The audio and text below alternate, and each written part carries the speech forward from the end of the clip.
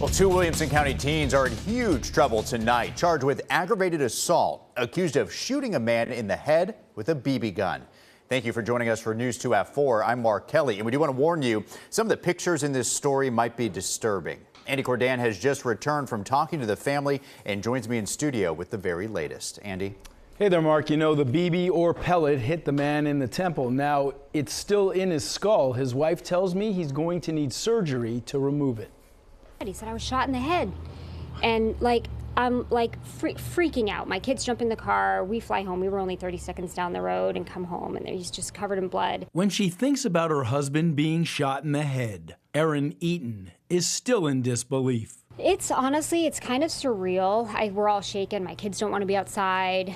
Seeing their dad in that condition was terrifying. According to this mother of 5, her 19-year-old son and her husband are returning from a Father's Day golf outing when suddenly, Just heard a pop. 44-year-old Ryan Eaton is shot in the temple. And my son looked over at my husband, and there was blood just pouring down his head, all over his shirt, and he's like, what the heck happened? Erin Eaton tells News 2 the projectile is still lodged in her husband's skull. It's heartbreaking. It's really heartbreaking. I'm very grateful that my husband, I think, is going to be okay. He does need surgery. We have to meet with the surgeon. They couldn't remove it. Tuesday morning, there's a break in the case when Spring Hill police arrest two 16-year-old boys. According to detectives, a tip leads officers to the Franklin and Spring Hill teens, who are reportedly bragging about the shooting incident.